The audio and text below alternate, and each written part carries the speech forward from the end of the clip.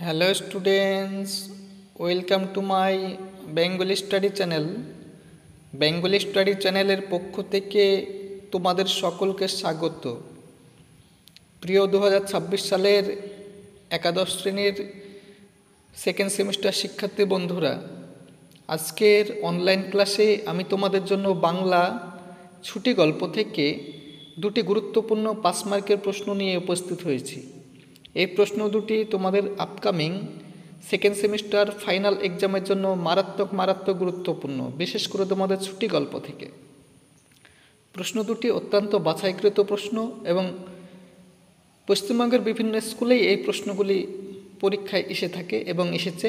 সেই প্রশ্নগুলি আজ আমি তোমাদের সামনে শেয়ার করছি। তাই প্রশ্ন দুটি তোমরা অত্যন্ত গুরুত্ব সহকারে পড়ো।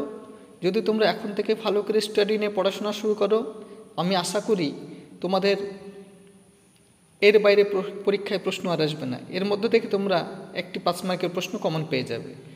এবং যারা আর্থিকভাবে দুর্বল, যারা পিছিয়ে পড়া স্টুডেন্ট, যারা টিউশন পড়তে পারো না, সেই সমস্ত ছাত্রছাত্রীরাও যদি শুধুমাত্র আমার এই চ্যানেলের ভিডিওগুলি দেখে তোমরা বাড়িতে ভালো করে স্টাডি নিয়ে পড়াশোনা শুরু করো, তবুও তোমরা অন্যের চাইতে হলেও অন্তত এক ধাপ এগিয়ে থাকবে। কারণ আমি তোমাদের প্রত্যেকটা টপিক ওয়াইজ প্রশ্ন এবং উত্তর কভার করে থাকি। তাই প্রত্যেকটা চ্যাপ্টারই তোমাদের প্রশ্নের উত্তর তোমরা আমার এই চ্যানেল থেকে পেয়ে যাবে। তাই আলোচনা শুরু করার পূর্বেই তোমরা যারা নতুন আমার এই চ্যানেলে ভিডিও দেখছো, তারা অবশ্যই আমার এই চ্যানেলটিকে সাবস্ক্রাইব করবে এবং পাশে থাকা বেল আইকন বেলটি প্রেস করে অল নোটিফিকেশন অন করে দেবে, যাতে করে আমার ভিডিও ছাড়ার সঙ্গে সঙ্গে সবার আগে তোমাদের কাছে পৌঁছে যায়। তাই আলোচনা দীর্ঘায়িত না করে চলো আমরা ফিরে যাই আজকের মূল আলোচনায়। তো দেখো, ছুটি গল্প থেকে তোমাদের জন্য যে প্রথম প্রশ্নটি তোমাদের জন্য রেখেছি সেটি হলো, মা এখন আমার ছুটি হয়েছে মা, এখন আমি বাড়ি যাচ্ছি। কথাটি কে কাকে বলেছিল? বক্তা ছুটি হয়েছে বলতে কি বুঝিয়েছিল? দেখো, 1 + 4 = 5। 5 মার্কে তোমাদের প্রশ্ন। তো উত্তরটি তোমাদের হবে, তোমরা প্রথমে ভূমিকা পয়েন্ট করতে পারো কিংবা প্যারা দিয়ে লিখতে পারো। রবীন্দ্রনাথ ঠাকুরের রচিত ছুটি নামক ছোট গল্পে উল্লিখিত উক্তিটির বক্তা গ্রাম্য বালক ফটিক। ফটিক কথাগুলি তার মাকে বলেছে।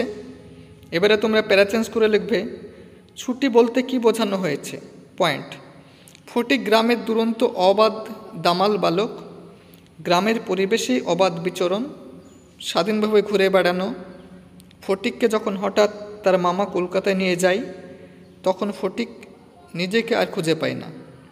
শহর কলকাতায় ইটের পাথরে দেওয়ালে আটকে পড়ে যায়। সেখান থেকে বারবার তার গ্রামের কথা মনে পড়ে। বারবার সেই গ্রামের পরিবেশে ছুটে পালিয়ে আসতে চায়, ছুটি পেতে চায়। মামার বাড়ি তার কাছে কারাগার মনে হতে থাকে। এমনকি মামিমার কাছে অবহেলা পেতে পেতে মানসিকভাবে বিপর্যস্ত হয়। একসময় প্রবল জ্বরে পড়ে এবং জ্বরের ঘরে সে প্রলাপ বকতে থাকে। তার বিধবা মাকে খবর দেওয়া হয়।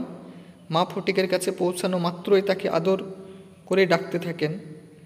ফটিক জ্বরের ঘরে তার মাকে বলে, মা এখন আমার ছুটি হয়েছে মা, আমি বাড়ি যাচ্ছি। অর্থাৎ ফটিক চিরকালের জন্য পৃথিবী থেকে বিদায় নিয়ে ছুটি নিয়ে চলে গেল। ফটিকের মৃত্যু হলো। পরের প্রশ্নটি আলোচনা করার পূর্বেই তোমরা যারা নতুন আমার এই চ্যানেলে ভিডিও দেখছো, তারা অবশ্যই আমার এই চ্যানেলটিকে সাবস্ক্রাইব করবে, লাইক করবে, কমেন্ট করবে এবং শেয়ার করবে।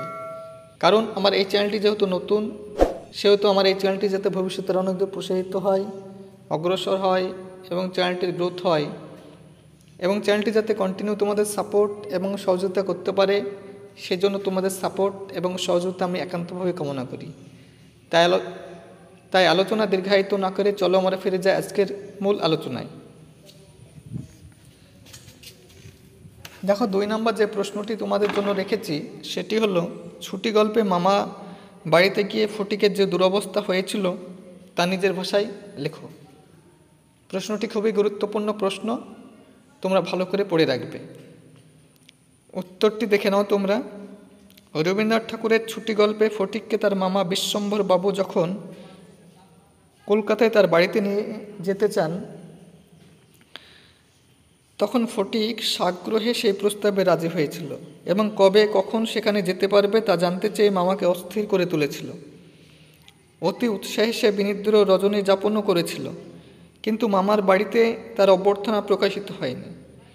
তার মামি এই অনাবশ্যক পরিবার বৃদ্ধিতে একেবারেই সন্তুষ্ট হতে পারেননি, কারণ নিজের 3টি ছেলেকে নিয়ে তার যে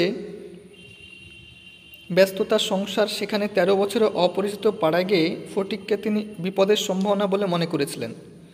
সেই মামির স্নেহহীন চোখে ফটিক একটা দুর্গ্রহের মতো প্রতিভাত হচ্ছিল এবং মামি তাকে কোনো কাজ করতে বললে তাকে খুশি করতে সে মনের আনন্দে যতটা আবশ্যক তার থেকে বেশি কাজ করে ফেলত এবং তাতে মামি আরও বিব্রত হতেন। তিনি ফটিককে পড়াশোনায় মন দিতে বললে তার মানসিক উন্নতির প্রতি মামির এই যত্ন ফটিকের কাছে ছিল নিষ্ঠুর অবিচার। স্কুলেও ফটিক ছিল সকলের চোখে নির্বোধ এবং অমনোযোগী।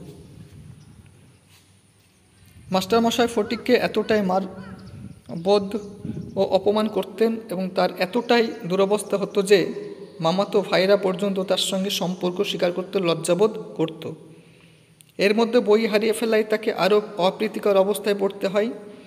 মামি সে কথা শুনে তীব্র বিরক্তি প্রকাশ করে বলেন, আমি তোমাকে মাসের মধ্যে 5 বার করে বই কিনে দিতে পারিনি। ফটিক এই অনাদর অপেক্ষা স্পষ্টতই বুঝতে পারত, যে কারণেই তার জ্বর এলেও সে মনে করেছিল মামি এটাকে অনর্থক উপদ্রব এবং অনাবশ্যক জ্বালাতন হিসেবে দেখবে।